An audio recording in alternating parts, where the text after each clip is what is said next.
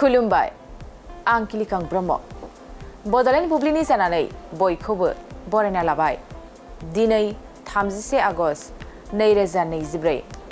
नोंथांमोननो बड'लेण्ड बुब्लिया दिनैनि साना मानि थाखाय मिथिजायो एबा दिनैनि सानाव मा हाबाफारि फालिनाय जायो नोंथांमोननो फारि फारि बड'लेण्ड बुब्लिया फोरमायगोन दिनैनि सानखौ इन्टारनेशनेल अभारड'ज एवारनेस डे महरै फालिनाय जायो इन्टारनेशनेल अभारड'ज एवारनेस डेखौ बोसोरफ्रोमबो 31 आगस्टआव फालिनाय जायो बे सानखौ फेग्रा मुवानिफ्राय लाइमोन गथ'फोरखौ गोजानाव लाखिनायनि थाखाय फालिनाय जायो बे साननि थांखिया फेग्रा मुवा बाहायनानै अभारड'ज जानाय सुबुंफोरखौ सांग्रांथि लाखिनाय आरो फेग्रा मुवा बाहायनाय आरो बांद्राय द'जजों गोहोम खोख्लैजानाय साफ्रोमनिबो थाखाय मदद आरो रिकभारिनि थाखाय थुलुंगा होनाय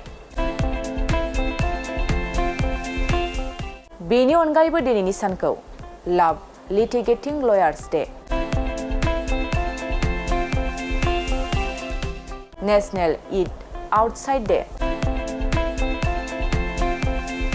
आरो मालयसियास इन्डिपेन्डेन्स डे महरै फालिनाय जायो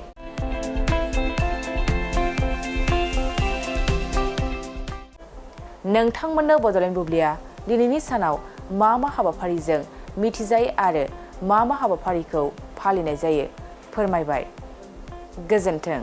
मोनसे फोसावथाय नोंथांमोननि ओनसोलाव सोरबाफोर ड्राग्स एबा फेग्रा मुवाजों नाख्रेबजानानै थानाय सुबुं दं नामा जुदि नोंथांमोननि ओनसोलाव सोरबाफोर ड्राग्स एबा फेग्रा मुवाजों नाख्रेबजानानै थानाय सुबुं दं अब्ला नोंथांमोननि थाखाय मोनसे मोजां खौरां ड्राग्स एबा फेग्रा मुवाजों नाख्रेबजानानै थानाय सुबुंफोरखौ फाहामथाय होनो थाखाय नोंथांमोननि गेजेराव लानानै फैदों मोनसे रिभाइभ रिहाबिलिटेसन सेन्टार जुदि नोंथांनि नखराव आरो नोंथांनि ओनसोलाव सोरबाफोर ड्राग्स एबा फेग्रा मुवाजों नाख्रेबजानानै दं अब्ला नोंथाङा रिभाइभ रिहाबिलिटेसन सेन्टाराव फाहामथाय होफैनो हागोन